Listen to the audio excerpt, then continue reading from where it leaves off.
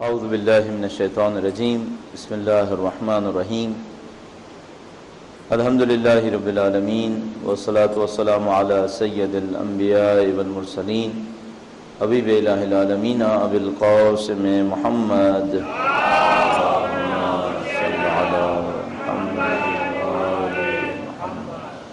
وعلى آلہ الطیبین الطاہرین سیما بقیۃ اللہ فی الارضین قال اللہ تعالی فی کتابہ الکریم بسم اللہ الرحمن الرحیم وَنُرِيدُ أَن نَّمُنَّ عَلَى الَّذِينَ اسْتُضْعِفُوا فِي الْأَرْضِ وَنَجْعَلَهُمْ أَئِمَّةً وَنَجْعَلَهُمُ الْوَارِثِينَ درود بھیجے گا محمد وآل محمد صلی علی محمد۔ انبیاء کرام علیہ السلام کی اللہ تعالیٰ کی پیغام کے فروغ کے سلسلے میں جو کوششیں ہیں، اس کا ایک محور یہ ہے کہ انبیاء کرام معاشرے کے مقابلے میں اللہ کے پیغام کو پیش کرتے ہیں، اور معاشرے کا جو دباؤ ان کے اوپر ہوتا ہے، معاشرے کے جو رسم و رواج ہوتے ہیں، جو کچھ معاشرے میں تبدیلیاں رونما ہو رہی ہوتی ہیں، اس سے متاثر نہیں ہوتے، خالص ترین اسلام کو پیش کر رہے ہوتے ہیں۔ شہید مطہری نے اپنی کتاب کے اندر علماء، مصلحین اور انبیاء کے فرق کو بیان کیا ہے، کہا کہ یہی کام علماء اور مصلح بھی کرتے ہیں، اصلاح کرنے والے۔ مختلف قسم کے لوگ ہوتے ہیں کہ جو معاشرے کے اندر آتے ہیں، اصلاحی عمل کو انجام دیتے ہیں، جیسے مثلا جمال الدین اسد آبادی کا نام بہت مشہور ہے اس سلسلے میں، یا مختلف لوگوں کے نام ہیں جو ہر دور کے اندر آتے ہیں۔ مثلا اہل تسنن کے معاشرے کے اندر مصر کے حسن البنا کا نام اس سلسلے میں بہت اہمیت کے ساتھ لیا جاتا ہے، اسی طرح سید قطب کا نام لیا جاتا ہے۔ علامہ اقبال بھی ایک مسلم ہیں، علامہ اقبال بھی ایک مسلم ہیں، ماشاءاللہ فکر قوی مضبوط فکر ہے۔ مسلح اور نبی کے اندر کیا فرق ہوتا ہے؟ مسلح اور نبی کے اندر یہ فرق ہوتا ہے کہ نبی کے پاس چونکہ اللہ تعالیٰ کی طرف سے خاص ہدایت ہوتی ہے، خاص رہنمائی ہوتی ہے، تو وہ اگر کوئی اصلاح کرتے ہیں، کسی چیز کی تصحیح کرتے ہیں، تو اس تصحیح میں بالکل 100% سچے راستے کا انتخاب کرتے ہیں۔ مثلا اگر ایکسٹریم رائٹ کے اوپر ایک معاشرہ چل رہا ہے اور وہ اس کو گھسیٹ کر لائیں گے، تو وہ بالکل بیلنس، جو بالکل صحیح جگہ ہے، مقام ہے جہاں پہ روکنا چاہیے، اس کو وہاں پہ روکیں گے۔ معمولاً مصلح ایسا کام نہیں کر پاتے۔ مصلح جب اصلاح کر رہے ہوتے ہیں تو وہ ایک چیز کی اصلاح کر رہے ہوتے ہیں، اور کوئی اور چیز ہوتی ہے جس کو کسی حد تک کم اہمیت دے دیتے ہیں اپنے معاشرے کی اثرات میں رہتے ہوئے۔ تو ایک طرف سے اصلاح ہو جاتی ہے اور دوسری طرف سے ایک خرابی جو ہے وہ ایجاد ہو جاتی ہے۔ مثلا معاشرے کے اندر فرض فرمائیے کہ علم کے اوپر اصرار کم ہے۔ اس کی ایک مثال ذہن میں آتی ہے، ایک آدمی کو شاید 2 یا 3 صدی ہجرہ کے اندر گرفتار کیا گیا حدیثیں گڑھنے پر۔ اسے پکڑا گیا کہ بھئی تم کیوں اتنی احادیث گڑھتے ہو؟ سوروں کی شان میں حدیثیں گڑھتا تھا، سوروں کی شان میں۔ مثلا کہتا تھا کہ فلاں سورہ پڑھنے کا ثواب اتنا ہے، اتنا ہے، اتنا ہے۔ اب اس سے کوئی پوچھتا تھا بھئی کہاں سے یہ روایت آئی؟ تو جب لوگوں نے ٹریس کیا کہ بھئی یہ مصنوعی روایت کہاں سے آ رہی ہے، تو پتہ چلا وہ ایک آدمی ہے، یہ سوروں کی شان میں روایتیں گڑھتا ہے۔ اچھا، لوگوں نے اس سے پوچھا کہ بھئی اگر روایت گڑھنے والا مثلا بنی امیہ کی شان میں روایت گڑھتا ہے تو بنی امیہ سے کچھ لیتا ہے، کسی آدمی کی شان میں روایت گڑھتا ہے، کسی سے لیتا ہے، کسی کی مذمت میں روایت گڑھتا ہے تو اس کے دشمنوں سے کچھ لے رہا ہوتا ہے، تم سوروں کی شان میں روایت گڑھتے ہو، یہ کس لیے بھائی، کیا کرنا ہے؟ کہنے لگا میں نے دیکھا کہ لوگ قرآن پہ توجہ کم دے رہے ہیں تو میں نے سوروں کی شان میں روایتیں گڑھی تاکہ لوگ قرآن کو اہمیت زیادہ دیں۔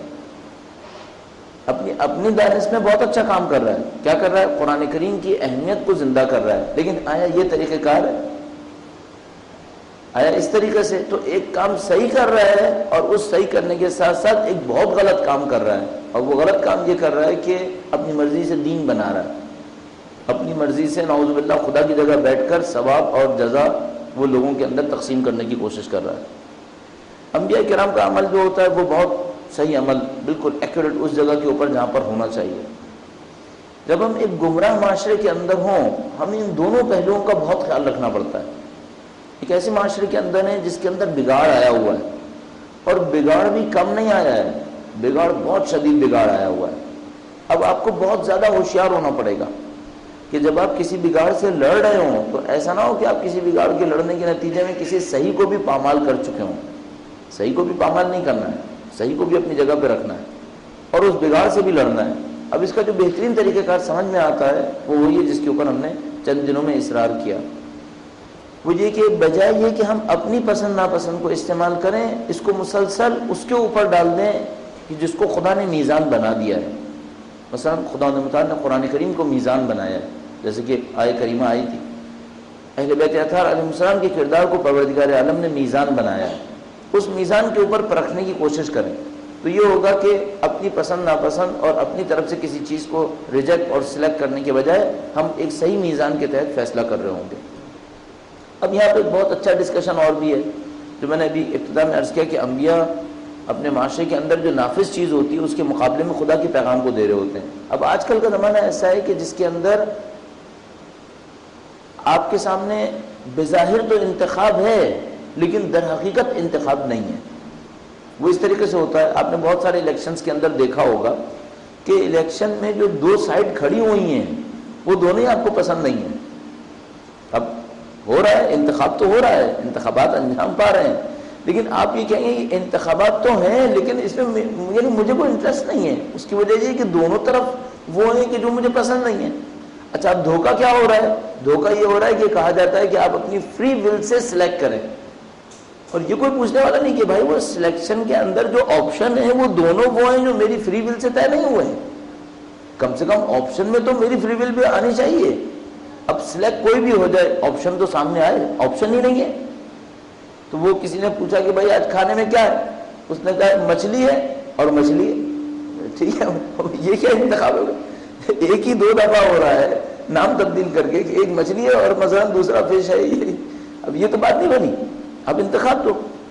اب آج کی دنیا نے نہ صرف یہ کہ سیاست کی دنیا میں یہ ڈرامہ کیا ہے کہ انتخاب نہیں ہوتا ہے، ایکچولی وہ دونوں آپشن جو ہیں وہ ایک ہی ہوتے ہیں نام بدل کے۔ نظریات کی دنیا میں بھی یہی کیا ہے، نظریات کی دنیا میں بھی یہی کیا ہے۔ مثال کے طور پر آپ سے پوچھیں گے کہ آپ کس اقتصادی نظام کے ماننے والے ہیں؟ اب یہ ہمارے ساتھ تقریباً ہر کچھ دنوں کے بعد کی داستان ہے۔ مثلا ہم کیپٹلزم کے مخالف ہیں، اس کا مطلب یہ کہ آپ سوشلزم کے ماننے والے ہیں۔ اب ہم کہیں گے بھائی ہم سوشلزم کے ماننے والے بھی نہیں ہیں، تو کہیں گے یہ تو ہو ہی نہیں سکتا، یا آپ ادھر کے ہیں یا آپ ادھر کے ہیں۔ اچھا یہ دونوں طرف کون لے کر آیا؟ ہم لے کر آئے دو طرف؟ نہیں، ہم تو نہیں لے کے آئے۔ ہمارے خیال میں دونوں مادہ پرست ہیں، ہم مادہ پرستی میں سے 2 انتخاب میں سے ایک کیوں لیں گے؟ دونوں مادہ پرست ہیں۔ اب اسی معاملے کو سیاست کے اندر دیکھیں گے، اسی معاملے کو اقتصاد کے اندر دیکھیں گے، اسی معاملے کو فلسفے کے اندر۔ مغرب نے جو ہنر کیا ہے اس نے اپنی دانش میں، وہ ہنر یہ کیا ہے کہ جو ریئل آپشن ہے اس ریئل آپشن کو ہی نکال دیا ہے۔ مثلا یہ لوگ فلسفے کے میدان میں گئے، انہوں نے کہا بھائی فلسفے کے میدان میں ایک حصہ ہے فلسفے کا جس کو ہم شناخت شناسی کہتے ہیں، ایپسٹیمولوجی، یعنی آپ کسی چیز کو پہچانتے ہیں کہ یہ ہے یا نہیں ہے، تو اس کو پہچانیں گے کیسے؟ کہا وہاں پر ایک اسٹینڈرڈ بنا لیتے ہیں، چیز وہی ہے جو مادی ہے۔ اب آگے گفتگو شروع کریں، چیز وہی ہے جو مادی ہے، اب باقی گفتگو اب شروع کریں۔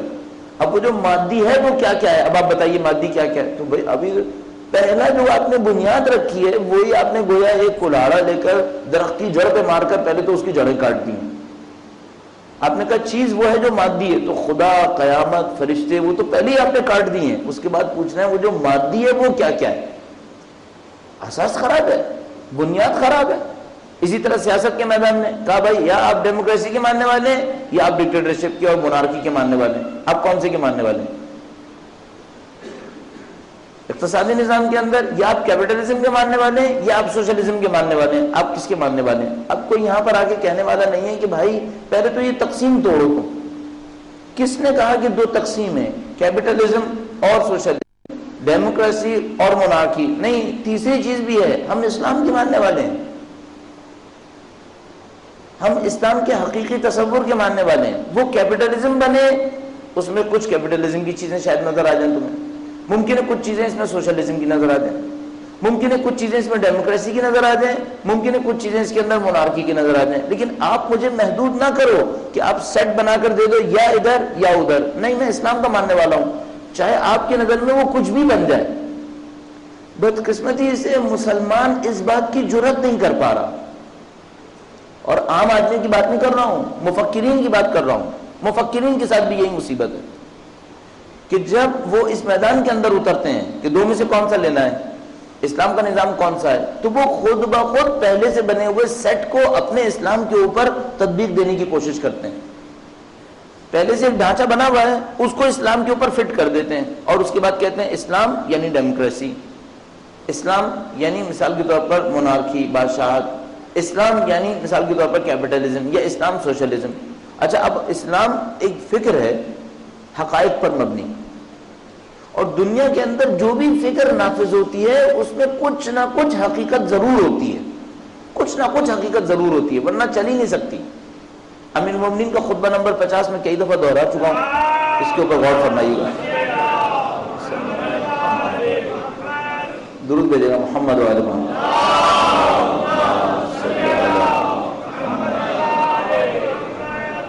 تو مولا فرماتے ہیں کہ کوئی چیز باطل بن کے سامنے نہیں آتی کہ کہیں ہم باطل ہیں، ہمیشہ حق میں سے کچھ لے کر آتی ہے۔ آج بھی دنیا کے جتنے افکار نافذ ہوں گے ان میں کچھ نہ کچھ حق ضرور ہوگا، نہایت یہ کہ باطل کے ہمراہ ہوگا۔ اب جب وہ دلیل لائے گا تو اسلام کے اس حصے میں سے لائے گا جو اس سے مشابہ حق ہوگا۔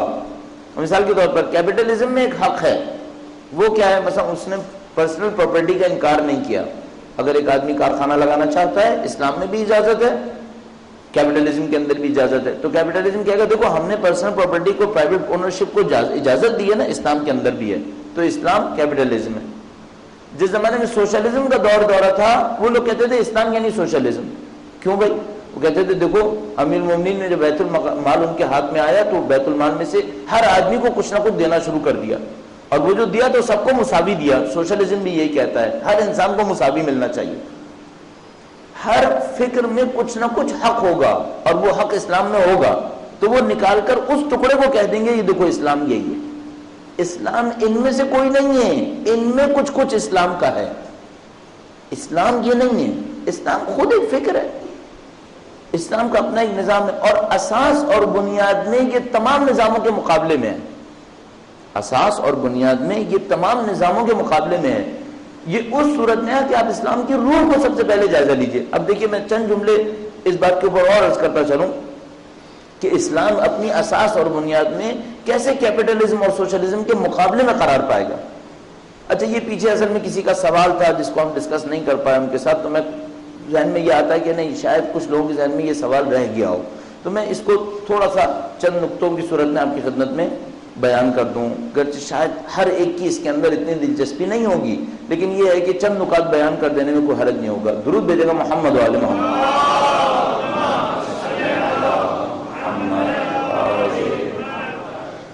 ہم لوگ شکلوں پہ مقایسہ کرتے ہیں تو ہمیں کیپٹلزم اور اسلام میں شباہت مل جائے گی، شکل کا مقایسہ کریں گے تو سوشلزم اور اسلام کے اندر شباہت مل جائے گی۔ بنیاد میں مقایسہ کریں، اسلام میں سب سے اہم وہ بنیاد ہے جس کے اوپر یہ دین کھڑا ہوا ہے۔ بنیاد کیا ہے؟ بنیاد تصور حیات ہے، زندگی کا تصور۔ سب سے پہلے اگر آپ کو دو فکروں کا مقایسہ کرنا ہے، اسلام اور کوئی اور فکر، سب سے پہلے جا کر بنیاد میں مقایسہ کیجئے۔ بنیاد میں دیکھیے کہ اسلام سے مشابہت ہے، اور سوشلزم کیپٹلزم ان میں سے کسی کی، انکلوڈنگ ڈیموکریسی اور مونارکی، کسی کا اسلام کی بنیاد سے کوئی تعلق نہیں ہے، ان کی اسلام کی بنیادوں سے کوئی شباہت نہیں ہے۔ اسلام کی بنیاد کیا ہے؟ کئی دن اس بات کے اوپر اصرار ہوا، اسلام کی بنیاد میٹیریلزم نہیں ہے، اسلام کی بنیاد وجود کو بہت وسعت کے ساتھ دیکھنے پر ہے۔ مثال کے طور پر اسلام یہ کہہ رہا ہے کہ وجود میں خالق ہے سب سے اول، سب سے بڑا وجود، سب سے طاقتور قدرت مند وجود خالق کا ہے۔ وجود میں انسان کا بدن چھوٹا وجود ہے، روح زیادہ بڑا وجود ہے، دنیا چھوٹا وجود ہے، آخرت زیادہ بڑا وجود ہے۔ بس اسلام کی پہلے وجود کی ایک ڈیفینیشن دیکھنی پڑے گی۔ اسلام جس کو کہتا ہے ایگزسٹنس، وہ جو موجود ہے، وہ موجود کیا کیا ہے؟ کہا موجود پہلے خالق ہے سب سے طاقتور، اس کے بعد موجود میں یہ کائنات موجود ہے، لیکن کائنات کے دو پہلو ہیں، ایک مادی جو چھوٹا ہے، ایک غیر مادی جو بہت بڑا ہے۔ مثلا بدن چھوٹا ہے، روح بہت بڑی ہے۔ مادی کائنات، یہ ستارے سیارے اجسام فلکی، یہ دیکھنے میں بہت بڑے ہیں، مثلا 10,000 لائٹ ایئرز تک گئے ہوئے ہیں، لیکن اس کے مقابلے میں جو غیر مادی ہے وہ اس سے کہیں بڑی ہے۔ اب اس کی ایک تعبیر آپ یہ دیکھیے، قرآن کریم کہتا ہے ہم نے 7 آسمان خلق کیے ہیں، 1 زمین خلق کی ہے۔ میرا تو یہ خیال ہے کہ جو پوری کائنات ہمارے سامنے ہے 10,000 لائٹ ایئر تک، یہ وہ 1 زمین ہے۔ اس کے مقابلے میں 7 اسپریچول آسمان ہیں۔ ہمارے خیال میں آسمان سے مطلب پلینٹس اور سٹارز نہیں ہیں، بلکہ یہ سب زمین کا حصہ ہے، یہ سب ایک زمین ہے۔ 7 آسمان اس کے مقابلے میں جو روحانی اور نورانی آسمانوں کی باتیں ہو رہی ہیں، اور ان میں کہیں جا کر عرش عظیم ہے، نہیں کہ ہم پلینٹس اور سٹارز کے درمیان کہیں عرش عظیم پر بھیج کر ڈھونڈنے کی کوشش کریں گے، ہمارا شاید اسپیس شپ ڈاک کر جائے اللہ کے عرش عظیم سے، خدا نہ کرے۔ یہ عرش عظیم یہاں نہیں ہے، یہ سب ایک زمین ہے، بس مادی وجود کم ہے، غیر مادی وجود بہت وسیع ہے۔ مادی وجود یہ دنیا ہے، چھوٹی سی ہے، غیر مادی وجود وہ آخرت ہے جو بہت وسیع ہے۔ یہ اسلام کا نظام حیات ہے، اگر کوئی اس کو نہ دیکھے اسلام سمجھ میں آ ہی نہیں سکتا، کوئی اس کی طرف توجہ نہ دے۔ اب معمولاً ویسٹرن اسکالر یہ نہیں کرتے، معمولاً ویسٹرن اسکالر یہ کہیں گے بھئی اسلام کیپٹلزم سے ملتا جلتا ہے، کیوں؟ کیپٹلزم کے اندر بھی یہ ہے، اسلام میں بھی یہ ہے۔ کوئی جا کر یہ نہیں دیکھتا کہ اسلام کی روح کس چیز کے اوپر ہے۔ اسلام کو اس سے بہت کم سروکار ہے کہ آپ کی پرائیویٹ اونرشپ رہے یا نہیں رہے، اسلام کو اس سے کوئی زیادہ سروکار نہیں ہے۔ رہے تب بھی ممکن ہے، نہ رہے تب بھی ممکن ہے، لیکن اساس اس بات پر ہے کہ دنیا اصل دیکھنے کی ہے ہی نہیں، آخرت اصل دیکھنے کی ہے۔ اس بات کو ہم نہیں دیکھتے، ہم مقایسہ کرتے ہیں شکلوں کا۔ اسلام کی روح کا مقایسہ کرو، اب جب اس روح کو آپ دیکھیں گے تو سوشلزم بھی میٹیریل ہے، کیپٹلزم بھی میٹریلسٹک ہے، دونوں مادہ پرست ہیں۔ اس کے مقابلے میں اسلام آئے گا کہ جس کے اندر مادہ پرستی وہ اس صورت میں ہے ہی نہیں جو دین ادیان غربی کے اندر، مغربی ممالک کے اندر اس وقت رائج ہوا ہوا ہے۔ اسلام اپنی ایک فکر رکھتا ہے، اپنی ایک اساس رکھتا ہے، اگر آپ اس فکر اور اساس کو نہ سمجھیں تو پھر شہادت فضول ہے۔ اگر آخرت کا وہ تصور نہیں ہے آپ کے پاس جو اللہ نے دیا ہے، روح کا وہ تصور نہیں ہے آپ کے پاس، خالق کا وہ تصور نہیں ہے، تو پھر شہادت فضول ہے۔ اپنی زندگی کیوں ختم کریں؟ اصل پھر 1 پیسہ صدقہ دینا فضول ہے، کیوں دوں؟ ضرورت کیا ہے؟ اپنی زندگی کو دیکھوں، دوسروں کو کیوں دیکھوں؟ مفاد پرستی کی خاطر شاید کسی کو دے دوں، ورنہ نہیں دوں گا۔ تو یہ پورا سسٹم جب تک کوئی نہیں دیکھے گا اسلام سمجھ میں نہیں آئے گا۔ جب وہ پورا سسٹم آپ کو سمجھ میں آ جائے اور اس پر آپ کو یقین ہو جائے، اور یہی اصول دین ہے۔ اصول دین در حقیقت یہی ہے کہ جن کے اندر آپ کو اپنی عقل کو استعمال کرنا ہے۔ مثلا قیامت اصول دین میں سے ہے، اس دنیا کے بعد ایک اور زندگی جس کے اندر اعمال کا حساب کتاب ہوگا، اس کے اندر جزا و سزا ہوگی، یہ اصول دین میں سے۔ اگر کوئی اسے نہ مانے اس کا مطلب ہے اسلام کو نہیں مانتا، ختم ہو گیا معاملہ۔ خالق کو نہیں مانتا اس کا مطلب ہے اسلام کو نہیں مانتا، روح کو نہیں مانتا اس کا مطلب ہے ختم، اسلام کو نہیں مان رہا ہے۔ یہ اصول دین ہے، جب آپ ان کے اوپر ایمان لائیں گے تب اسلام کی عمارت سمجھ میں آئے گی، ورنہ کچھ سمجھ میں نہیں آنے کا۔ اب ہم مسلمانوں کے ساتھ جو مشکل پیش آ رہی ہے مجھے کہ ہم اس ظاہر کے اوپر تو بہت اصرار کر رہے ہیں، اور وہ جو اصل اور اساس اسلام ہے اس کو انڈرسٹوڈ لے رہے ہیں کہ جیسے اس کے تو ہم معتقد ہیں ہی، جبکہ اصل میں جو گڑبڑ ہے وہ وہیں پر ہے۔ مفکرین کے ساتھ بھی یہی مصیبت ہے کہ وہ اسلام کے ظاہر کو مشابہ کرتے ہیں، اس کے اندر شباہتیں ڈھونڈ رہے ہیں، اور عام افراد کے اندر بھی یہی مشکل آ رہی کہ وہ جو اساس اسلام ہے، روح اسلام ہے، اس روح اسلام کے اوپر توجہ کم ہے۔ اگر وہ روح اسلام زندہ ہو جائے، اس کو میں نظریہ حیات کہہ دوں، روح اسلام کا نظریہ حیات، زندگی کو دیکھنے کا طریقہ کار، پھر سارے کام آسان ہیں۔ پھر تقوی اور پرہیزگاری کوئی ایسی چیز نہیں ہے جو زبردستی تھوپنی پڑے گی، نہیں، پھر تقوی اور پرہیزگاری خود بخود حاصل ہونے والی چیز ہے۔ کوئی قیامت کو سمجھتا ہو، خدا کو سمجھتا ہو، اپنی روح کو سمجھتا ہو، کوئی گناہ کیوں کرے گا؟ احمق تھوڑی کہ گناہ کرے گا۔ بالکل ایسے جو آئمہ نے مثالیں دی کہ کوئی جان بوجھ کر زہر کیوں کھائے گا؟ جب اس کو پتا ہے کہ میری بدن کے لیے یہ دوائی یا یہ سبسٹینس جو ہے یہ کیمیکل نقصان دہ ہے، اسے کیوں کھائے گا؟ اسی طرح اگر کسی انسان کو یقین ہو جائے کہ گناہ یعنی خدا کی مخالفت، خدا جو اس کائنات کا بنانے والا ہے، خدا جس نے میری پوری ہمدردی کے ساتھ رہنمائی کی ہے، پھر اس کی مخالفت کیوں کرے گا؟ اب فرض فرمائیے آپ کو ایک بھول بھلائیوں کے اندر بھیج دیا جائے، ایک جگہ بھیج دیا جائے، یہ اصطلاح شاید ہمارے جوان کم استعمال کرتے ہیں، بھول بھلائیاں، ایک ایسی جگہ جہاں بہت سارے راستے بنے ہوئے ہیں، ہر راستے میں خطرہ ہے۔ مثلا آپ کو بتا دیا جائے کہ دیکھو بھائی یہاں جیسے ہی 2 قدم اٹھاؤ گے 5 راستے بن جائیں گے، ہر راستے کے بھی 5 راستے بنیں گے، اور ہر راستے کے 5 راستے بن جائیں گے، ایک صحیح ہے اس میں سے، اور باقی سب کے اندر مصیبت ہے، کہیں مائنز لگے ہوئے ہیں، کہیں حشرات بچھے ہوئے ہیں، کہیں پر اوپر سے کچھ گرے گا، کہیں نیچے سے زمین پھٹ جائے گی، ہر چیز غلط ہے، ایک راستہ صحیح ہے۔ کیئرفل رہے گا یا نہیں رہے گا؟ کسی کو بھیج دیں ایک راستے کے اندر، کہیں 5 5 5 5 آپشنز تمہارے پاس ہزاروں میں ہیں، ان ہزاروں میں سے ایک صحیح۔ اب آپ اس کو ایک گائیڈ لائن بھی دے دیں، 10 نکات پر مبنی گائیڈ لائن دے دی کہ بھائی یہ گائیڈ لائن ہے، جب بھی آپ کے سامنے آپشن آئے کون سے راستے پہ جانا ہے، ایک صحیح ہوگا، باقی سب غلط ہوں گے، اور وہ غلط بھی ایسا ہوگا ڈیڈلی ہوگا، گھسو گے مرو گے۔ یہ 10 لائنز ہیں، ان کے تحت سلیکٹ کرنا ہے راستہ، ان 10 میں سے ایک بھی مس کر دیا مارے گئے۔ اب بتائیے تقوی اختیار کرے گا یا نہیں کرے گا؟ ان 10 لائنز پہ چلے گا یا نہیں چلے گا؟ اس کو پھر سمجھانے کی ضرورت نہیں ہوگی کہ بیٹا پہلے ایک لائن کو پڑھنا دیکھنا ہوا یا نہیں ہوا، دوسری کو نہیں، خود سے کرے گا، نہیں کرے گا مرے گا۔ تیسرے چوتھے انتخاب کی باری نہیں آئے گی، تیسرے دوسرے میں ہی ختم ہو چکا ہوگا۔ جو انسان اس نظام کو سمجھ جائے کہ یہ نظام کیا نظام ہے، والعصر کو سمجھ جائے کہ والعصر کا پیغام کیا ہے، انسان گھاٹے میں ہے، انسان خسارے میں ہے۔ قرآن کریم فرماتا ہے ان الانسان لظلوم کفار، انسان ظلم کرنے والا، کفران نعمت کرنے والا ہے۔ انسان کو فوراً سمجھ میں آ جائے گا میں بہت خطرناک جگہ پر ہوں، ہدف بہت اونچا ہے، پہنچنے کی جگہ جو مقصد ہے وہ تو بہت اونچا ہے، وَرِضْوَانُ مِنَ اللَّهِ أَكْبَرُ ذَلِكَ الْفَضْلُ الْكَبِيرُ، وہ جگہ بہت اونچی ہے لیکن خطرات اتنے زیادہ ہیں کہ خدا نمتا فرماتا ہے ان الانسان لفی خسر، انسان بہت شدید گھاٹے میں ہے۔ اس کے بعد گائیڈ لائن دیتا ہے کہ تو دیکھو بھائی تم نے صحیح زندگی گزارنی ہے، یہ چند راستے ہیں، ان کے اوپر عمل کر لو، ان کے اوپر عمل کرو، تمہاری زندگی صحیح گزر جائے گی۔ قرآن کریم میں بہت ساری جگہوں کے اوپر وہ صفتیں بتائی گئی ہیں جو انسان کے اندر ہونی چاہیے۔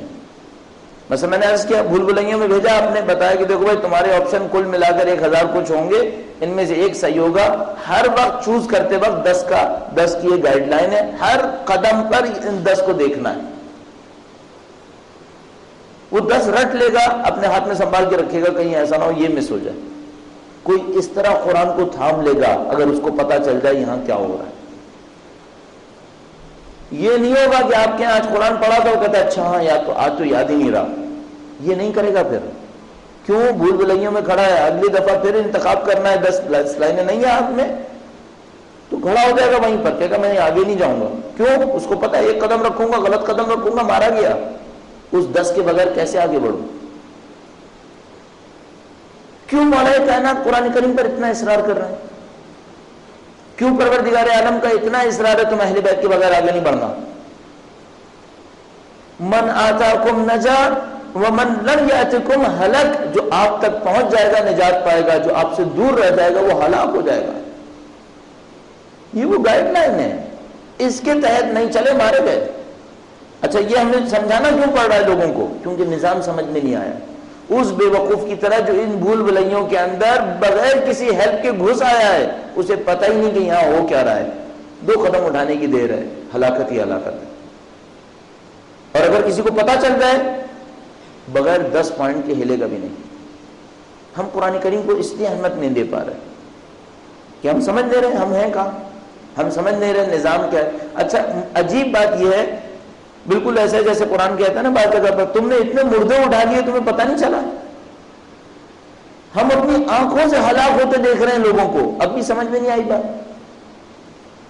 یا تو ایسا ہوتا کہ بھائی جو نہیں چل رہے اس منصوبے کے اوپر وہ کامیاب ہو رہے ہیں، ان کو ہلاک ہوتا اپنی آنکھوں سے دیکھ رہے ہیں، کیا یہ ہلاک ہو رہے ہیں، تباہ و برباد ہو رہے ہیں، سب نظر آ رہا ہے، لیکن پھر بھی ہوشیاری نہیں ہے۔ اب ہم جیسوں کو جس کو خدا تعالیٰ نے توفیق دے دی مثال کے طور پر کہ اہل بیت اطہار علیہ السلام کی تھوڑی بہت معرفت نصیب ہو گئی، قرآن کریم سے تھوڑی بہت آشنائی نصیب ہو گئی، ہمیں بہت احتیاط کرنی چاہیے، اپنے کام کے اوپر بہت توجہ دینی چاہیے۔ اب دیکھیے اسی طرح خدا تعالیٰ نے ان آیات کریمہ کے اندر مومنین کی چند اوصاف کو بیان کیا، یہ اسی گائیڈ لائن کی طرح ہے۔ عقل مند کو چاہیے ان کو رٹ لے، سوچے یہ میری زندگی میں ضرور ہونے چاہیے، اگر یہ نہیں ہے اس کا مطلب ہے میں مصیبت میں پھنس جاؤں گا۔ چند آیات آپ کی خدمت میں عرض کرتا ہوں، درود بھیجے گا محمد و آل محمد۔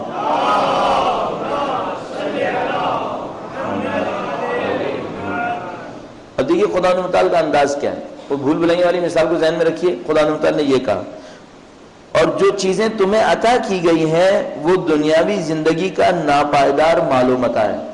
ایک آدمی بھول بھلائیوں کے سامنے کھڑا ہے, ٹرک لوڈ کر کے لایا اپنے ساتھ لے جانے کے لیے, اور خدا اس سے کیا کہہ رہا ہے؟ کہہ رہا ہے بیوقوف انسان, یہ بھول بھلائیاں ہیں, یہاں پہ ٹرک لوڈ نہیں چلتا ہے, یہاں پہ وہ گائیڈ لائن چلتی ہے. تمہیں پورے ٹرک کی ضرورت نہیں ہے جو تم اٹھا کے لے آئے ہو, یہاں پہ کچھ اور چاہیے, یہاں پہ تمہیں ہدایت چاہیے, رہنمائی چاہیے. تم سمجھ رہے ہو دنیا اس کام کے لیے کہ تم یہاں سے مال و متاع سمیٹو اور کہیں اور جاؤ, نہیں, کچھ نہیں ہونا. جو کچھ تمہیں عطا کیا گیا ہے وہ دنیاوی زندگی کا ناپائیدار مال و متاع ہے. وما عند اللہ خیر و ابقا, اور جو کچھ خدا کے پاس ہے وہ ایمانداروں اور ان لوگوں کے لیے جو اپنے رب پر بھروسہ کرتے ہیں بہت بہتر ہے. خدا نے فرمایا جو تمہیں عطا کیا گیا ہے, جو تمہیں دنیا کی زندگی سے ملا ہے, یہ تو تھوڑا بہت مال و متاع ہے, اس کی کوئی حیثیت نہیں. اور جو خدا کے پاس ہے وہ بہتر ہے ان لوگوں کے لیے جو ایمان لائے. اب وہ جو ایمان لائے ان کی نشانیاں کیا ہیں؟ خدا تعالیٰ نے اگلی آیات کریمہ میں چند نشانیاں بیان کی ہیں ان لوگوں کی جو ایمان لائے. دیکھیے وما عند اللہ خیر و ابقا, اور جو اللہ کے پاس ہے خیر و ابقا, وہ اللہ کے پاس ہے وہ اچھا ہے اور زیادہ باقی رہنے والا ہے. یہ ابقا کا جملہ بہت خوبصورت ہے. ابقا زیادہ باقی رہنے والا, کیا مطلب؟ تم جو لائے ہو یہ تو ختم ہو جانے والا ہے, 15-20 سال کے اندر ہی ختم ہو جائے گا, کتنا عرصہ چلنا ہے. ہم جو تمہیں دینا چاہ رہے ہیں وہ زیادہ باقی رہے گا, اس کے اندر پائیداری ہے.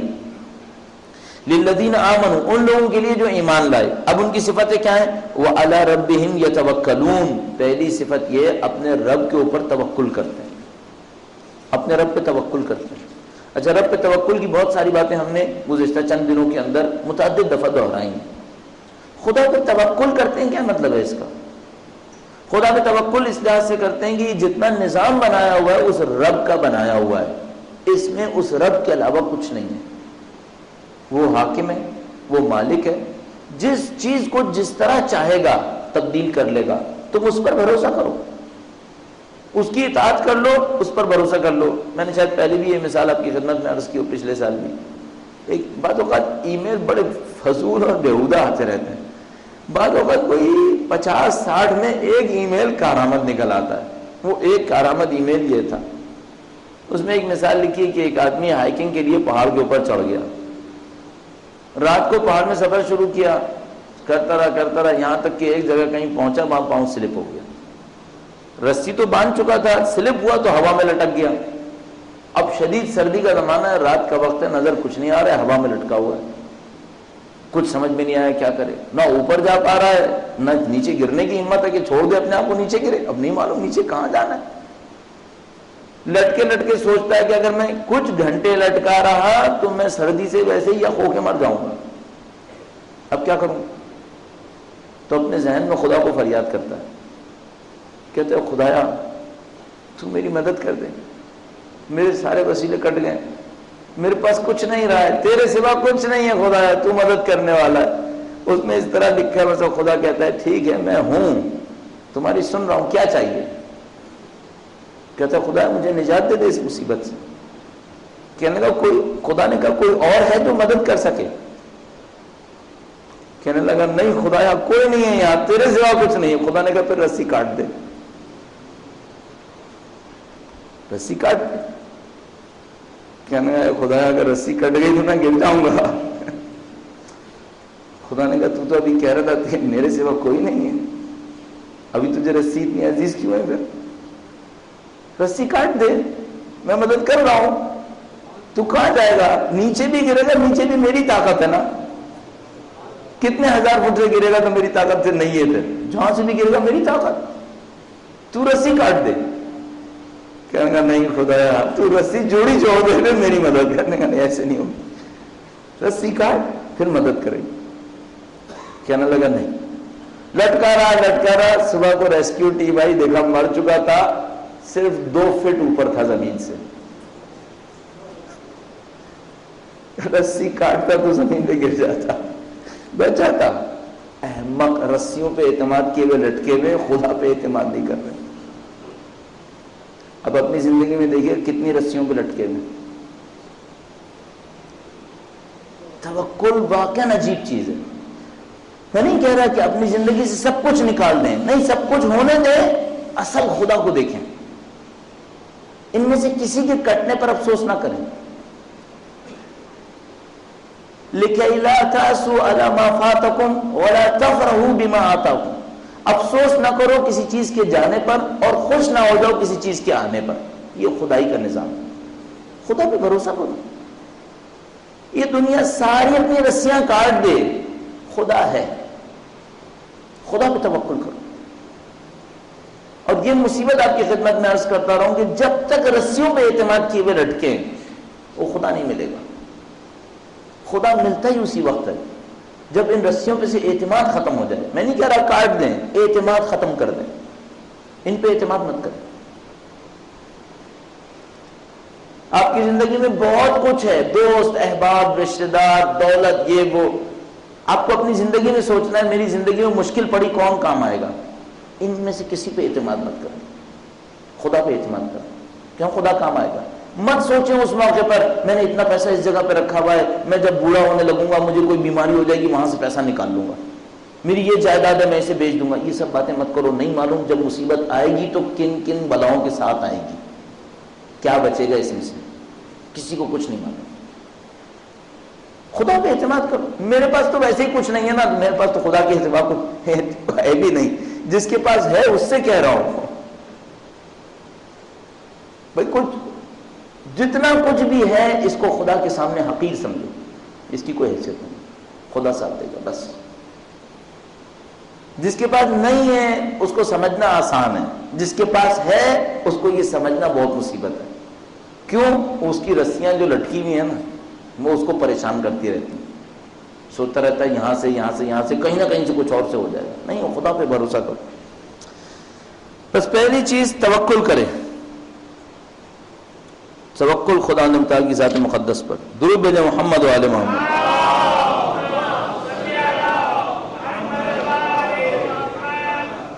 والذین یجتنبون کبائر الاثم والفواحش. دوسری صفت ان مومنوں کی ہے، پہلی صفت مومنوں کی ہے توکل کرتے ہیں، اللہ کے اوپر توکل کرتے ہیں، دوسری چیزوں کے اوپر اتنی زیادہ توجہ نہیں دیتے، جانتے ہیں ناپائیدار. دوسری صفت ہے وہی لوگ جو بڑے گناہوں اور برے اعمال سے اجتناب کرتے ہیں، کبائر سے اجتناب کرتے ہیں، گناہ کبیرہ کو نزدیک نہیں آنے دیں گے. اس کے بعد اس کے اوپر بہت گفتگو کی ہے اور بہترین کتاب، نفیس ترین کتاب آپ خود جانتے ہیں آیت اللہ دستگیر کی گناہان کبیرہ ہے. ہر وہ گناہ جو خدا کے سامنے جرأت دکھاتے ہوئے کیا جائے وہ کبیرہ ہے. ہر وہ گناہ جو خدا کے سامنے جرأت دکھاتے ہوئے کیا جائے وہ کبیرہ ہے. والذین یجتنبون کبائر الاثم، جو گناہان کبیرہ بڑے گناہوں سے اجتناب کرتے ہیں، والفواحش، اور کھلی ہوئی برائیوں سے اجتناب کرتے ہیں. فاحشہ کہتے ہیں آشکار برائی کو، فوش کہتے ہیں کھل جانا، کسی چیز کے کھل جانے کو. فاحشہ کہتے ہیں اس برائی کو جو کھل جائے، کھلے عام کوئی برائی ہو رہی ہے. اس خاطر میں کہہ رہا ہوں یہ جو ٹیلی ویژن کا معاملہ ہے بہت خراب ہے. کھلے عام کھلی برائی ہے یہ فواحش ہے. اور خدا کے متعلق نے فرمایا مومن وہ ہے جو فواحش سے اجتناب کرتا ہے. مومن کبھی بھی حرکتیں نہیں کرے گا. کیوں کرے؟ قرآن کریم میں صاف لکھا ہوا ہے والذین یجتنبون کبائر الاثم والفواحش. اور یہ معاشرہ ایسا ہے، یہ فوش بنانے والا معاشرہ ہے. یعنی معاشرے سے میرا مطلب وہ جو حاکم فضا ہے، وہ حاکم فضا ایسی ہے کہ وہ فوش کی طرف لے کر جانے والی. وَإِذَا مَا غَضِبُوا هُمْ يَغْفِرُونَ. اب فوائد میں سے ایک مثال اور بھی عرض کرتا چلوں. مثلا ایک آدمی، بعض اوقات لوگوں کے چلنے کا انداز بھی عجیب ہوتا ہے نا. مثلا سورہ لقمان کے اندر کہا کہ زمین پہ اکڑ کے مت چلو، تم زمین کو پہاڑ نہیں سکو گے. وَلَن تَبْلُغَ الْجِبَالَ طُولًا، اور نہ پہاڑوں کی جتنے بلند ہو سکو گے. زمین پہ اکڑ کے نہیں چلو، زمین کے اوپر متوازے ہو کر چلو. کچھ لوگوں کا چلنے کا انداز ایسا بتاتا ہے اس کے اندر تکبر ہے، انداز ایسا ہوتا ہے. اب میں نقل اتار کے نہیں بتانا چاہوں گا کہ انداز کیسا ہوتا ہے، لیکن دیکھ کے سمجھ میں آتا ہے آدمی متکبر ہے. نہیں ہونا چاہیے انسان. یہ کھلی برائی میں سے ایک برائی ہے، انداز متکبرانہ ہے. کیوں متکبرانہ انداز؟ دوسرے انسانوں کی طرح سمجھو. اپنے آپ کو ایک مرض ہوتا ہے بعض لوگوں کے اندر، اپنے آپ کو پرومیننٹ سمجھنا یا اپنے آپ کو اہم بنانے کی کوشش کرنا. اس کی کوئی ضرورت نہیں ہے ہم انسانوں کو. دوسرے انسان سب ہمارے جیسے ہیں، اپنا دوسرے انسانوں کا جیسا بنانے کی کوشش کرو، ان کو اپنا جیسا سمجھنے کی کوشش کرو. یہ امپورٹنٹ ہے. مولا کائنات کا وہ رویہ ہمارے سامنے، سڑک سے گزر رہے ہیں، دیکھا فقیر بیٹھے ہوئے، انہوں نے کہا کہ اے علی ہمارے ساتھ کھانا کھائیں. مولا فوراً تشریف فرما ہوئے زمین کے اوپر بیٹھ گئے، ان کے ساتھ ایک لقمہ کھا لیا. اپنی جیسا سمجھتے ہیں، اپنے ساتھ رکھنے کی کوشش کرتے ہیں. کوئی کام کسی اہل بیت اطہار علیہ السلام نے ایسا نہیں کیا جس میں وہ معاشرے سے الگ نظر آئیں، جبکہ پوری انسانیت سے اٹھ کر تھے، لیکن کوئی کام ایسا نہیں کیا. مثلا مجھے مولوی ہونے کے ناطے کوئی کام ایسا نہیں کرنا چاہیے جس میں میں لوگوں سے علیحدہ نظر آنے کی کوشش کروں. آپ کو بھی نہیں کرنا چاہیے، چاہے آپ مالدار ہوں، چاہے آپ مالی لحاظ سے کہیں پر ہوں، معاشرتی لحاظ سے کہیں پر ہوں. دوسرے انسانوں کی طرح رہیے. لباس میں عرف کو اختیار کیجیے. لباس ایسا پہنیے جو دوسرے سب ویسے ہی پہن رہے ہیں. ایک جیسے نظر آئیے، انسانوں کے ساتھ نظر آئیے. انسانوں سے اٹھ کر نظر آنے کی کوشش مت کریں، کوئی فائدہ نہیں ہے اس عمل کے اندر. وَإِذَا مَا غَضِبُوا هُمْ يَغْفِرُونَ. تیسری صفت مومن کی یہ ہے کہ جب غصے میں آتا ہے، غیظ و غضب میں آتا ہے تو بخش دیتا ہے. بہت بڑی بات ہے، بہت مشکل کام. غیظ و غضب میں آتا ہے تب بھی بخش دیتا ہے. جیسے کہ ہمارے پاس ساتویں امام کا واقعہ موجود ہے. درود بھیجیں محمد و آل محمد.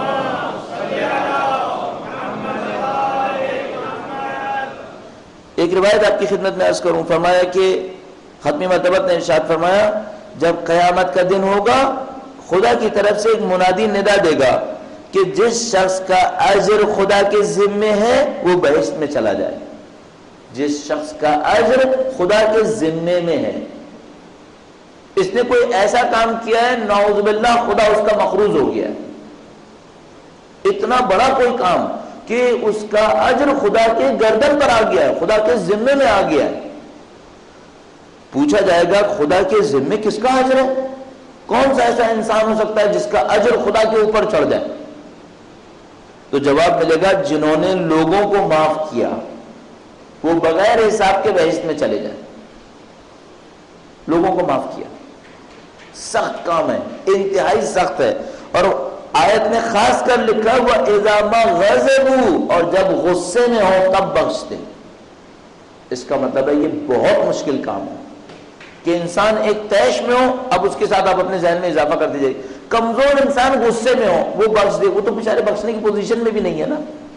لیکن ہر انسان کو کہیں نہ کہیں اتھارٹی ملی ہوتی ہے، چاہے وہ اپنے معصوم بچے پر ہی کیوں نہ ہو. ہر انسان کو کہیں ایک اتھارٹی مل جاتی ہے، چاہے وہ کتنا ہی کمزور ہو. مثلا میری کہیں نہیں چلتی، شاید اپنے چند سال کے بچے پہ چلتی ہو. غصے میں آیا نہ اصلاح کی خاطر، بس غصے میں آنے کی وجہ سے اسے مار رہا ہوں. اس کا مطلب ہے یہ ایمان کا حصہ نہیں ہے، ایمان کے دائرے سے باہر جا رہا ہے. کہیں تو میری بھی چلتی ہے نا، جہاں میری چلے اور میں غصے کے عالم میں بدلہ لے لوں، اس کا مطلب ہے یہ ایمان نہیں ہے. اصلاح کا عمل کچھ اور ہے. مثلا معاشرے میں ایک ظالم ہے اس کو بھی بخش دوں، نہیں، ظالموں کو بخشنے کو نہیں کہا ہے، وہ بعد میں آئے گی روایت.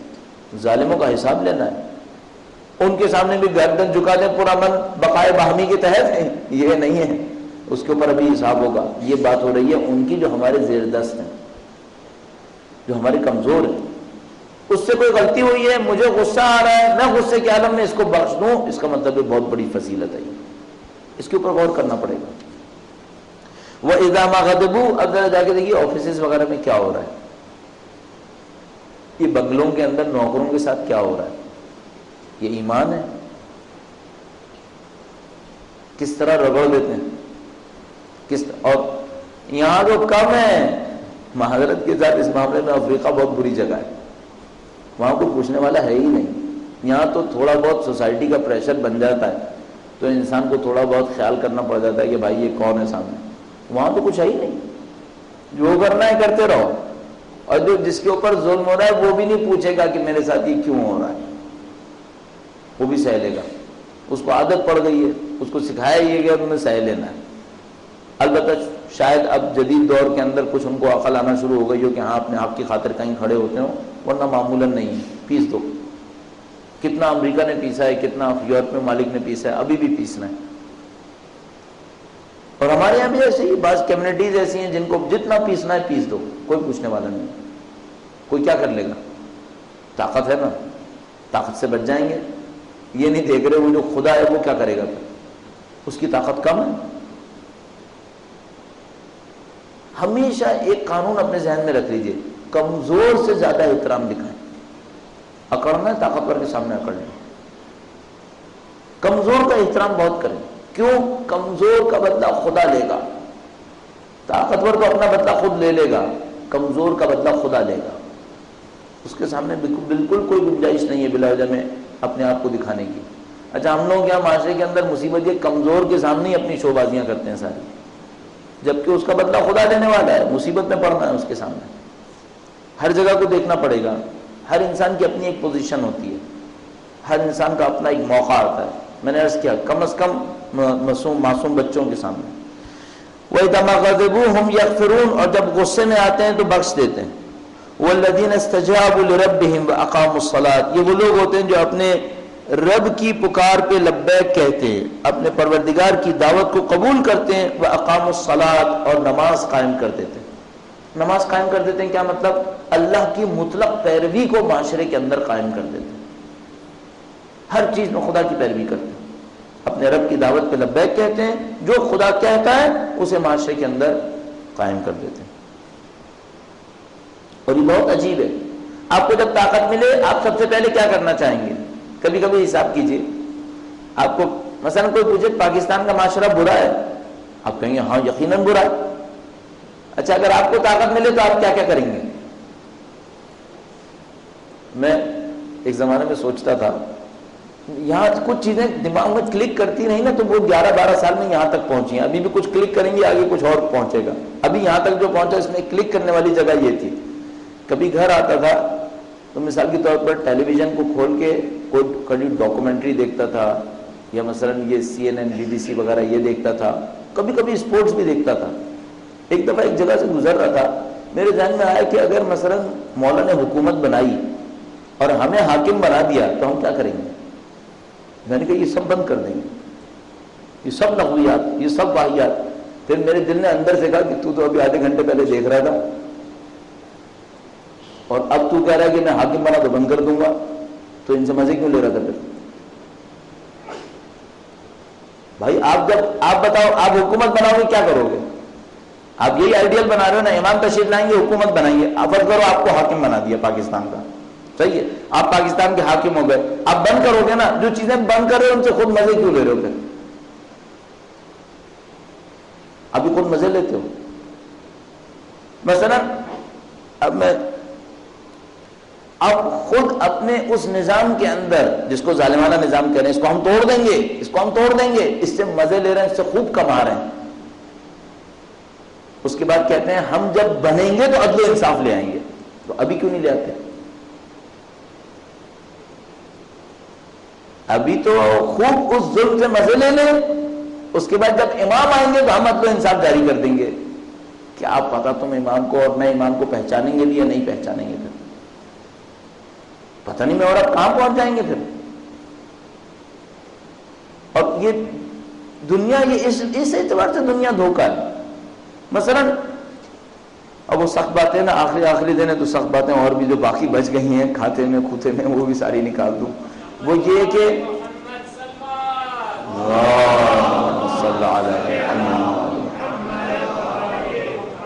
مثلا میں مہینے کے 1 لاکھ روپے کماتا ہوں، قناعت سے زندگی گزاروں تو کتنے میں گزر سکتی ہے؟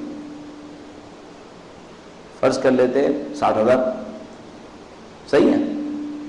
اور اگر میں مہینے کے 5 لاکھ کماتا ہوں اور قناعت میں زندگی گزاروں تو 70,000 80,000 میں بھی گزر سکتی ہے۔ اب میں قناعت کو 80,000 تک لے گیا ہوں، جس بیچارے کی تنخواہ 10-12 ہزار ہوگی کہے گا مولانا کا دماغ خراب ہو گیا، قناعت میں 10,000، میں 10,000 میں پورا مہینہ کاٹ رہا ہوں، یہ کہہ رہے ہیں قناعت میں 80,000۔ مذاق اڑائیں گے، یہ واقعہ نہیں، جو غریب مسکین ہوتے ہیں مذاق اڑاتے ہیں، بعد میں کہتے ہیں یہ دماغ خرابی کی باتیں کرتے رہتے ہیں، ان کو خود مزے لگے ہوئے نا، اس وجہ سے ان کو سمجھ میں نہیں آتا زندگی گزرتی کیسے۔ ابھی ہم چونکہ کسی اور ماحول میں بیٹھے ہیں اس لیے ایسی باتیں کر رہے ہیں۔ تو وہ جو باقی ہے اس کا کیا کیا اب تک؟ اس کا باقی کا کیا کیا؟ باقی کا کیا؟ بزنس کو گروتھ دے رہے ہیں. اچھا بزنس کو گروتھ دے دی پھر کیا ہوگا؟ پھر بزنس کو اور گروتھ دیں گے، اور گروتھ دو گے پھر کیا ہوگا؟ پھر اور بڑھائیں گے. امیر المومنین ہوتے یہی کرتے. اگر معاشرے میں فقیر نہیں ہوتے نا، کوئی مصیبت کا مارا نہیں ہوتا، تو میں کہتا ہاں یہی کر لو. بھائی کوئی ہے نہیں مصیبت، جبکہ بھوکے مر رہے ہیں اور پھر یہی ہو رہا ہے. یہ صحیح ہے؟ سمجھ میں نہیں آ رہی بات.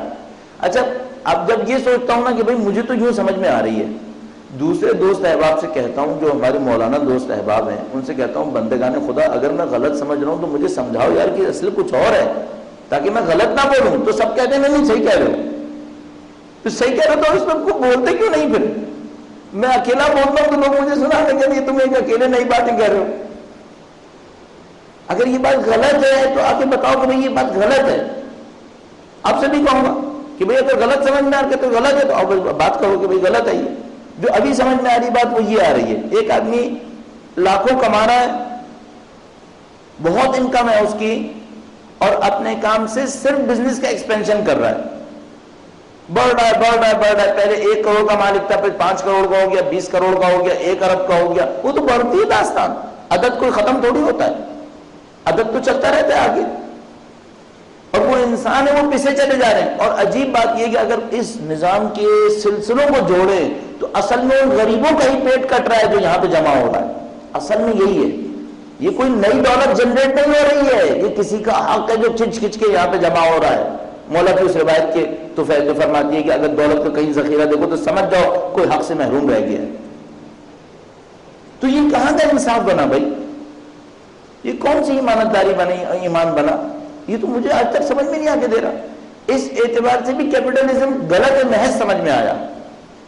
ایک دوست سے میری بات ہوئی، اس نے کہا کہ اچھا اگر میں بزنس ایکسپینشن کروں تو آپ کیا کرو؟ بزنس روک دوں، جہاں پر ہے وہیں پہ روک دوں، باقی جتنا پیسہ آیا کرے سب دے دیا کروں. میں نے کہا ایک تو اگر تم یہ بھی کر لو تو برا نہیں ہے، اگر تمہارا بزنس ایسی جگہ تک پہنچ گیا ہے کہ ٹھیک ہے اب سسٹین کرے گا، ہاں تم اس میں وہ پیسہ ڈالتے رہو جو تمہیں اور نیچے نہ لے کر آئے، لیکن ٹھیک ہے اس سے چلاؤ. لیکن اگر تمہیں بزنس کے گروتھ کا ہی شوق ہے، میں مخالف نہیں ہوں، وہ کہنے کا پھر ٹائکون سارے جو ہیں وہ دشمن بن جائیں گے، ہم لوگ چھوٹے رہ جائیں گے. میں نے کہا تمہاری بات صحیح ہے، کچھ لوگوں کو اس جگہ تک بھی جانا چاہیے، تو ایک اور کام کرو، اب جو اگلا بزنس ایکسپینشن کرو اس میں کچھ مومنوں کے نام کر دینا. بزنس ایکسپینڈ کرنا اور وہ جو نیا ایکسپینشن ہو مومنوں کے نام کر دینا. کہنے لگا اگر دوسروں کے نام کرنا ہے تو میں اتنی محنت کیوں کروں گا؟ تو اس کا مطلب ہے اپنے لیے کر رہے ہو، اس کا مطلب ہے سب اپنے لیے کر رہے ہو. یہ سب کچھ کیا کر رہے ہو؟ پھر اس علی کی سیرت کا کیا کریں جو مرنے سے پہلے اپنا سب کچھ مسلمانوں کے نام وقف کر کے چلے گئے. امام حسن امام حسین کو چھوٹی چھوٹی 2 زمینیں دی، باقی سارا جو کچھ ان کے پاس تھا وہ مسلمانوں کے اوپر وقف کر کے چلے گئے. 2 اماموں کو واقف بنا دیا کہ یہ وقف کی نگہبانی کریں گے تاکہ لوگ اس کو غلط جگہ استعمال نہ کرنے. اس سیرت کا پھر کیا ہوگا؟ یہاں تو اجدادی نسلیں جائیدادیں چلتی چلی جا رہی ہیں آگے. امیر المومنین نے دوسری نسل کو نہیں دیا، ختم کر دیا وہیں پر. مجھے سمجھ میں نہیں آ رہا اس کا جواب کون دے گا؟ اچھا ہم چونکہ اکیلے بولنے والے ہیں تو اب ہمیں بعض اوقات اپنے اوپر شک ہونے لگتا ہے کہ یار پتہ نہیں کیا کوئی انوکھی بات کہہ رہے ہیں، کیا انجانی بات کہہ رہے ہیں. نہیں انجانی بات نہیں کہہ رہے، صرف ایک مشکل ہے کیپٹلزم کے معاشرے کے اندر بیٹھ کر اسلام کی بات کر رہے ہیں. صرف مصیبت یہ ہے اس دنیا کے اندر بیٹھ کر بات کر رہے ہیں جس نے کیپٹلزم کو اور اس مصنوعیت کو انڈرسٹوڈ ریئلٹی کے طور پر ایکسیپٹ کر لیا ہے.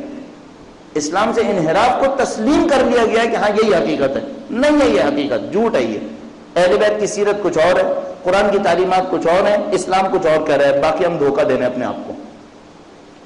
یہ ہمیں سمجھ میں آ رہا ہے. والذین استجابوا لربہم، یہ وہ لوگ ہیں جو اپنے پروردگار کی دعوت پہ لبیک کہتے ہیں. واقاموا الصلاۃ، نماز قائم کرتے ہیں. وامرہم شورى بینہم، اور ان کا کام ایک دوسرے کے ساتھ مشورے کرنے پر ہے، مشورہ کر کے چلتے ہیں. اکیلی ذات کو لے کے آگے نہیں بڑھتے، لوگوں سے مشورہ کرتے ہیں، پوچھتے ہیں پاچھتے ہیں ایسا کرنا چاہیے ویسا کرنا چاہیے. صالحین کے ساتھ مشورہ کرنا زندگی کی بہترین نعمتوں میں سے ایک نعمت ہے، صالحین سے مشورہ کرنا. آپ کو اپنے اطراف میں 2-3 آدمی اچھے نظر آ جائیں نا، اس کی بہت قدر کیجیے گا. اطراف میں اچھے لوگ ہونا بہت بڑی نعمت ہے، اطراف میں مخلص ہونا بہت بڑی نعمت ہے.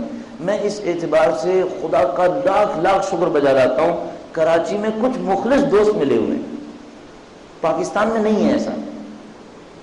یقین مانے پاکستان میں ایک دو جگہ ہے جہاں پر جاتے ہیں تو وہاں پہ مخلص دوست کہتے ہیں کہ ہاں یار اطراف میں کچھ اچھے لوگ ملے ہوئے ہیں، ورنہ وہ ترستے ہیں اس بات کو کہ یار تمہیں اطراف میں تمہیں اچھے لوگ مل گئے، بہت بڑی بات ہے، اور ہمیں قدر ہے جو ہمارے اطراف میں ہم سے بہتر ہیں، ہمیں اچھا لگا اس بات، اور پاکستان میں ایک آدھ جگہ ہے وہ ہم سے کہیں بہتر ہے۔ تو یہ خدا نے بہت بڑی نعمت دی ہے کہ اطراف میں کچھ مخلصین موجود ہیں جو اللہ کی خاطر کام کرنے والے ہیں، ان دوستوں پہ ہمیں فخر ہے، ہم سے کہیں بہتر ہیں، اور ہم خدا نے متعال کا لاکھ لاکھ شکر بجا لاتے ہیں کہ اس نے ہمیں ان لوگوں کے ساتھ رہنے کی توفیق دی ہوئی ہے۔ ہم ان دوستوں پہ جن کا نام لینا ضروری نہیں سمجھتے، ان کی صحت و سلامتی کے لیے طول عمر کے لیے درود بھیجیں محمد و آل محمد۔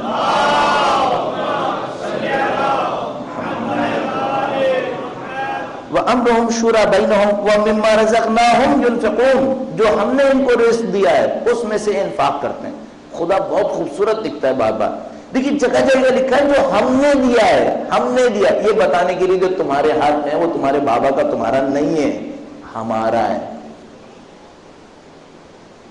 ایک جگہ فرماتا ہے مما آتاکم، جو ہماری طرف سے تمہیں ملا ہے، ہم نے تمہیں دیا ہے۔ بار بار یہ جملہ آیا ہے، الف لام میم چند جملہ کا، مما آتا مما رزقناہم، جگہ جگہ یہ بتانا چاہتے تم قارون نہ بن جانا کہ کمانے کے بعد کہو یہ میں نے کمایا ہے۔ قارون نے یہ کام کیا تھا، کمانے کے بعد کہا میں نے کمایا، خدا نے کہا میں بیچ میں نہیں آنی چاہیے، جو کچھ تمہارے پاس ہے وہ ہم نے تمہیں رزق دیا ہے۔ اصل میں کیا ہے، اللہ نے تمہیں امانت دار بنایا ہے اپنی ربوبیت کے اندر، پالنے والے ہمیں تمہیں واسطہ بنایا ہے، تم واسطے کو صحیح سے انجام دو گے تمہیں آگے بڑھا دیں گے، تم رب صحیح نہیں بنے، تم نے بیچ میں فراڈ کیا، اس ربوبیت کے انکار پر تمہیں سزا ملے گی، ربوبیت کے انکار پہ سزا ملے گی۔ وَمِمَّا رَزَقْنَاهُمْ يُنْفِقُونَ، جو ہم نے رزق دیا اس میں سے انفاق کرتے ہیں۔ اب یہ رزق بہت وسیع ہے، اس میں علم بھی ہے، اس میں پرہیزگاری بھی ہے، اس میں امانت داری بھی ہے، سب کچھ اس کے اندر شامل ہے۔ ایک حصہ مال ہے، بدترین خیانتیں چونکہ سب کے اندر ہو رہی ہیں اس میں بھی ہو رہی ہے، اس کا تذکرہ کیا۔ علم بہت بڑا رزق ہے پروردگار کا، انفاق نہ ہو پھر مصیبت ہے، پھر خدا تعالیٰ کا عذاب ہے اس کے اوپر۔ وَالَّذِينَ إِذَا أَصَابَهُمُ الْبَغْيُ هُمْ يَنتَصِرُونَ، یہ آخری جملہ بس عرض کروں، 39ویں آیہ کریمہ، اور یہ وہ لوگ ہیں جب ان پر ظلم ہوتا ہے تو سر نہیں جھکاتے بلکہ ایک دوسرے کی مدد کے ساتھ ظلم کا مقابلہ کرتے ہیں۔ ظلم پہ سر جھکانے کو نہیں کہا ہے، ظلم پہ مقابلہ کرنے کو کہا ہے، مقابلہ کرو۔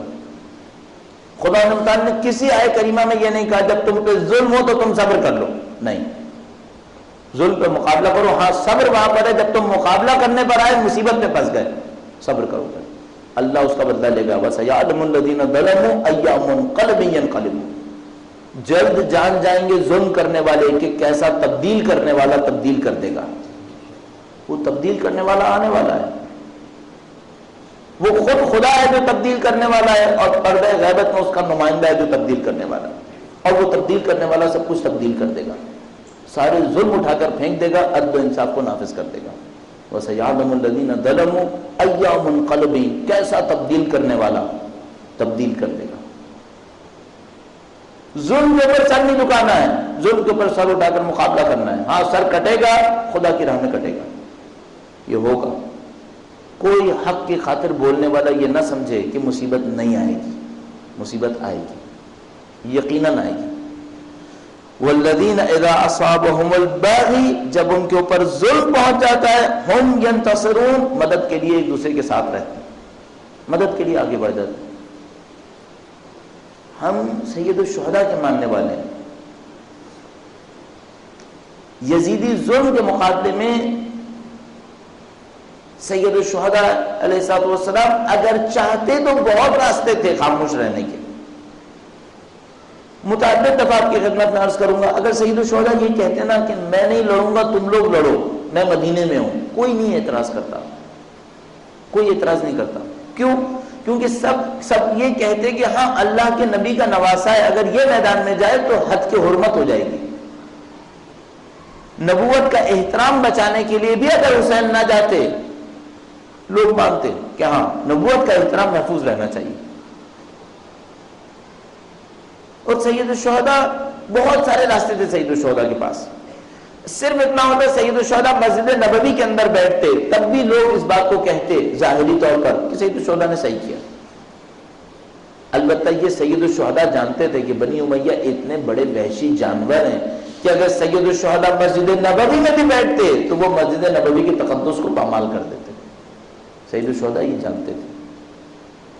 سید الشہداء مکہ کی زندگی کے اندر، جب مکہ انہوں نے چند مہینے زندگی گزاری، اس دوران میں عبداللہ بن زبیر کو ملے. عبداللہ بن زبیر آیا سید الشہداء سے ملنے کے لیے خانہ کعبہ میں. ادھر ادھر کی باتیں کرنے کے بعد کہنے لگا آپ یہاں سے مت جائیے. امام نے بعد میں اپنے دوستوں کو بتایا یہ دل سے چاہتا ہے کہ میں چلا جاؤں، منافق ہے یہ. اس کے بعد عبداللہ بن زبیر سے کہا کہ اے عبداللہ بن زبیر، حرم کے کبوتر بن کے زندگی مت گزارنا. حرم کے کبوتر بن کے زندگی گزارنے کا مطلب کیا ہے؟ یعنی کبوتر ناتوان ہے، دیکھتا ہے کہیں پناہ مل رہی ہے وہیں پہنچ جاتا ہے کہ جہاں پہ پناہ مل رہی ہو. تو حرم کے اوپر کبوتر آ جاتے ہیں. حرم کے کبوتر حرم کے نام پر اپنی جان بچانے کی کوشش کرتے ہیں. سید الشہداء نے کہا عبداللہ بن زبیر تم حرم کے کبوتر مت بننا، تم اپنی جان بچانے کے لیے حرم کے اندر گھس کے بیٹھ جاؤ گے اور تمہاری جان بھی نہیں بچے گی اور حرم کا تقدس بھی پامال ہوگا. 2 دفعہ یہی کام ہوا اگلے 10 سال کے اندر. عبداللہ بن زبیر کی وجہ سے 2 دفعہ خانہ کعبہ کے اوپر بنی امیہ نے پتھروں کی بارش کی آگ لگائی. 10 سال کے اندر 2 دفعہ خانہ کعبہ جلا اس عبداللہ بن زبیر کی وجہ سے. سید الشہداء نے کہا تھا کہ حرم کے کبوتر مت بننا. پھر ایک جملہ ارشاد فرمایا اگر مجھے ایک بالش حرم سے دور جانے کا موقع ملا تو میں ایک بالش دور چلا جاؤں گا تاکہ حرم کی حرمت کے اوپر کوئی اثر نہ آئے. سید الشہداء نے کہا میں خانہ کعبہ کا تقدس محفوظ رکھوں گا. اگر ایک بالش دور جانے کا موقع ملا 1 بالش دور جاؤں گا، 2 بالش دور جانے کا موقع ملا 2 بالش دور جاؤں گا. جس دن ان کو یہ خبر ملی کہ بنی امیہ کے جاسوس حاجی بن کر حجاج کے درمیان آ گئے ہیں، ان کے پاس اسلحہ ہے احرام کے نیچے، آپ کو احرام پہننے کی حالت میں خانہ کعبہ کے اندر مارنے آئے، سید الشہداء نے پہلا فیصلہ یہ کیا کہ فوراً حج کو ترک کر دیا. نہ جان بچانے کی خاطر، کہ اگر جان بچانے کی خاطر ہوتا سید الشہداء اور محاذ تشکیل دے دیتے وہیں پر.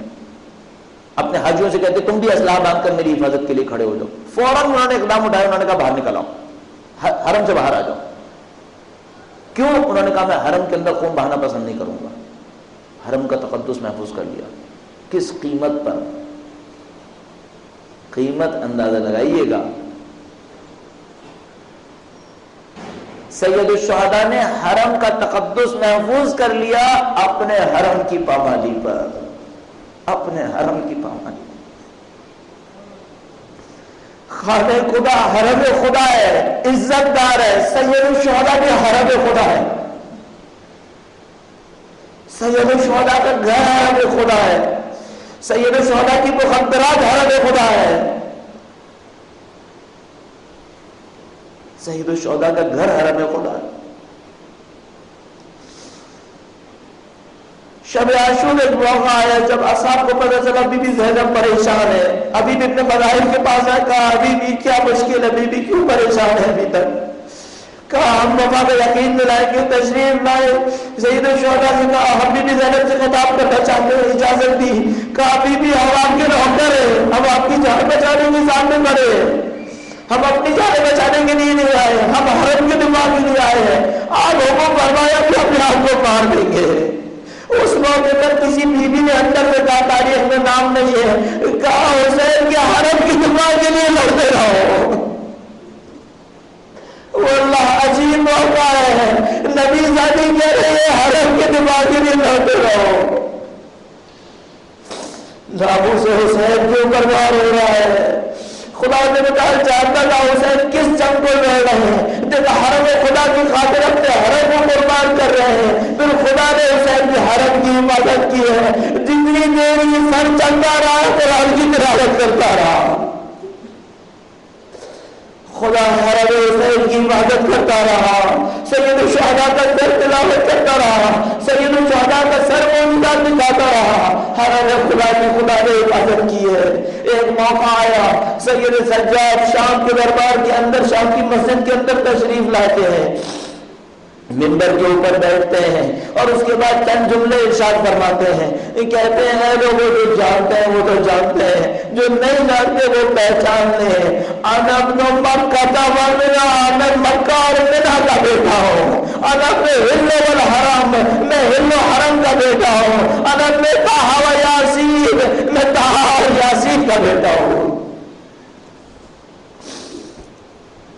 يعلم الذين ظلموا أي منقلب ينقلبون۔ اے پاک پروردگار تجھے واسطہ محمد و آل محمد کا اس قلیل سی عبادت کو قبول فرما۔ اے پاک پروردگار تجھے واسطہ محمد و آل محمد کا ان کی نورانیت سے دلوں کو منور فرما۔ اے پاک پروردگار تجھے واسطہ محمد و آل محمد کا دنیا اور آخرت میں اہل بیت کی ہمراہی نصیب فرما۔ اے پاک پروردگار تجھے واسطہ محمد و آل محمد کا ان کے چاہنے والے دنیا میں جہاں کہیں بھی ہوں ان کی جان مال عزت و آبرو کی حفاظت فرما۔ اے پاک پروردگار تجھے واسطہ محمد و آل محمد کا اس دنیا سے زندگی کا اختتام اہل بیت کی راہ میں شہادت قرار فرما۔ اے پاک پروردگار ماہ مبارک رمضان کی آخری شب ہیں، پاک پروردگار اگر اب تک ہمارے گناہوں کی مغفرت نہ ہو سکی ہے، پاک پروردگار تجھے واسطہ محمد و آل محمد کا ہمارے تمام گناہوں صغیرہ و کبیرہ کی مغفرت فرما۔ اے پاک پروردگار سید و سردار مولا اور آقا امام آخر الزمان کے ظہور میں تعجیل فرما، ان کے قلب مقدس پر ہم سے راضی و خوشنود فرما۔ پروردگارہ ہمیں اور ہماری اولادوں کو ان کے بہترین آبان و انصار میں قرار فرما۔